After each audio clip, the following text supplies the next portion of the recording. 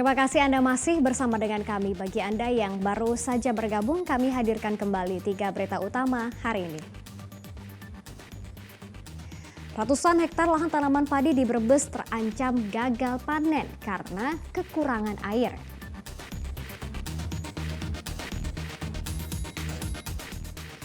Harga paket sembako lebih murah dibandingkan dengan di pasar. Warga Kota Tegal menyerbu pasar sembako murah.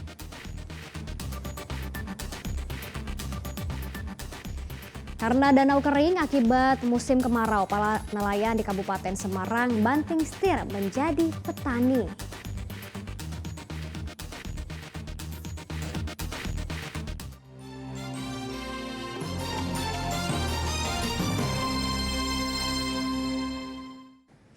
Musim kemarau yang melanda Kabupaten Semarang membuat nelayan yang biasa mencari ikan di Danau Rawapening, Kecamatan Bawen, beralih profesi menjadi petani.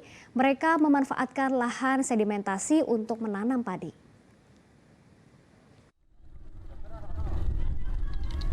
Sudah 3 bulan terakhir musim kemarau yang melanda Kecamatan Bawen, Kabupaten Semarang membuat ketinggian permukaan air Danau Rawapening menurun alias kering. Menyusutnya air di Danau Rawapening membuat nelayan desa Asinan kesulitan mencari ikan. Karena pada saat air danau surut, banyak ikan yang mati. Nelayan tak punya pilihan, mereka akhirnya membanting setir menjadi petani padi. Sebagian nelayan memanfaatkan lahan sedimentasi bekas danau yang mengering. Lahan sedimentasi memiliki tanah yang bagus, sehingga padi yang ditanam para nelayan dapat tumbuh subur. Dalam beberapa hektar area lahan saja, para nelayan yang beralih profesi menjadi petani bisa memanen setidaknya 1 ton padi. Lahan sedimentasi sangat menguntungkan bagi nelayan karena mereka tidak perlu repot-repot menggemburkan tanah. Padi ya nak luasnya ndak tahu karena ini ya tanahnya tanah berpengsi ya, tanah negara. Jadi memanfaatkan musim kemarau. Buat nanam padi ini ya Pak ya berarti. Iya. Pak, nanti panennya ini kapan rencana ini Pak? Ini 1 bulan ini udah panen. Jenis apa nih Pak padi ini? Oh, ndak tahu mau wijinya ya beli ya. Oh, beli. Kalau musim kemarau daripada Anggur, nongkrong ya cari wiji untuk tanam-tanam itu. Jadi langsung jadi petani nih Pak ya? Iya. Pada musim kemarau, sebagian nelayan mengaku lebih menguntungkan menanam padi ketimbang mencari ikan. Namun saat musim penghujan tiba, mereka akan kembali mencari ikan karena permukaan air danau kembali tinggi. Yulianto melaporkan dari Kabupaten Semarang.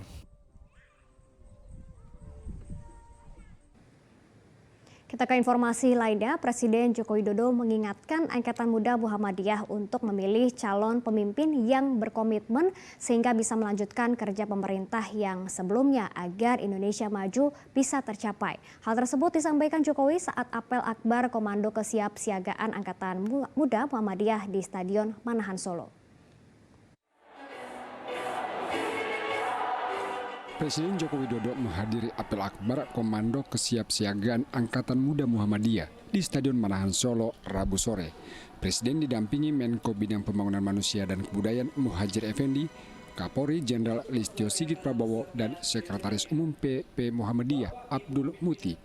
Presiden merasa perlu hadirkan Angkatan Muda Muhammadiyah banyak berkontribusi bagi bangsa. Presiden dalam sambutannya kembali menyentil soal sosok pemimpin pengganti dirinya. Menurut Jokowi, penerus dirinya haruslah orang yang bisa melanjutkan visi dan misi agar Indonesia maju bisa tercapai. Jangan sampai saat ganti pemimpin, ganti visi, ganti orientasi, sehingga kita harus mulai semuanya dari awal lagi. Sudah SD, sudah SMP, sudah SMA, ganti pemimpin, ganti visi lagi, sehingga mulai lagi dari SD, SMP, SMA, universitas, ganti pemimpin, balik lagi kita harus mulai dari SD lagi. Kapan kita S1, S2, S3, dan seterusnya. Bangsa ini butuh pemimpin yang konsisten. Saya ulang, bangsa ini butuh pemimpin yang konsisten, yang berani mengambil keputusan, berani mengambil risiko, dan berani berhadapan dengan siapapun dan dengan negara mana Apel Akbar juga ditandai komitmen Angkatan Muda Muhammadiyah untuk menjaga pemilu damai dan lancar pada tahun 2024 mendatang. Heri Prasetyo melaporkan dari Solo. Komisi Pemilihan Umum atau KPU Kota Semarang menggelar kirap pemilu untuk menandai semakin dekatnya masa kampanye dan pencoblosan tahun 2024. Acara kirap pemilu diikuti oleh seluruh partai yang lolos pada pemilu 2024. Seluruh partai politik yang lolos pada pemilihan umum 2024 berkumpul memakai atribut masing-masing partai di halaman Balai Kota Semarang. Mereka akan pawai membawa bendera partai menuju lapangan Pancasila Simpang 5. Dalam kirap pemilu, para peserta menampilkan kreasi partai masing-masing. Kirap pemilu menandai semakin dekatnya kontestasi Pilpres, pemilihan legislatif, serta masa kampanye. Kota Semarang merupakan kota ketiga yang menggelar kirap pemilu setelah sebelumnya dilaksanakan di Kota Banjarbaru, Kalimantan Selatan.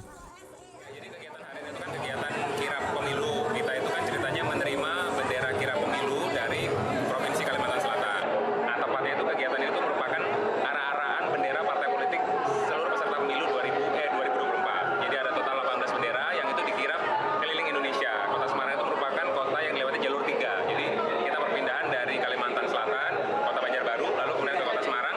Habis ini kita serahkan ke Karanganyar. Ini kan merupakan salah satu kegiatan sosialisasi lah untuk mengenalkan ke masyarakat mengenai siapa-siapa saja yang nanti akan menjadi peserta pemilu.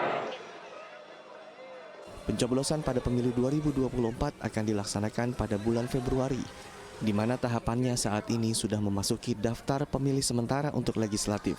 Sedang pendaftaran Capres dan Cawapres baru akan dimulai pada 19 Oktober 2023. Ali Mustafirin melaporkan dari Kota Semarang.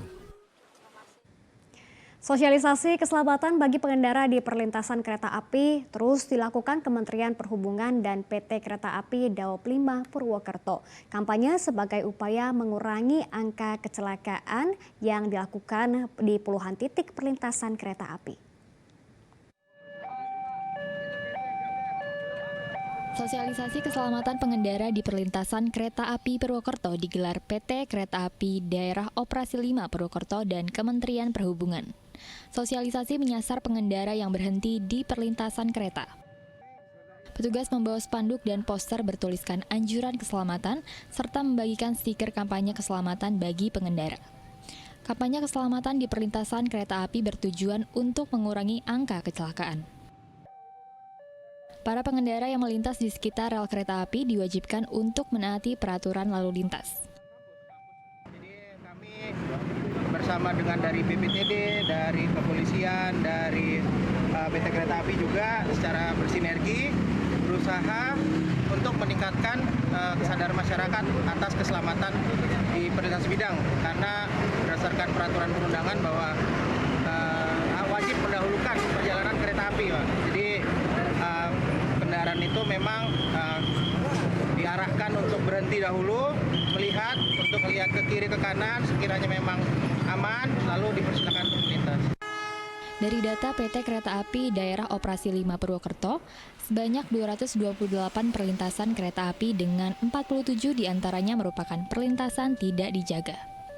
Sosialisasi lantas juga dilakukan di sejumlah wilayah PT Kereta Api Daerah Operasi 5 Purwokerto sebagai upaya meminimalisir kecelakaan akibat kelalaian pengendara. Mardianto melaporkan dari Banyumas.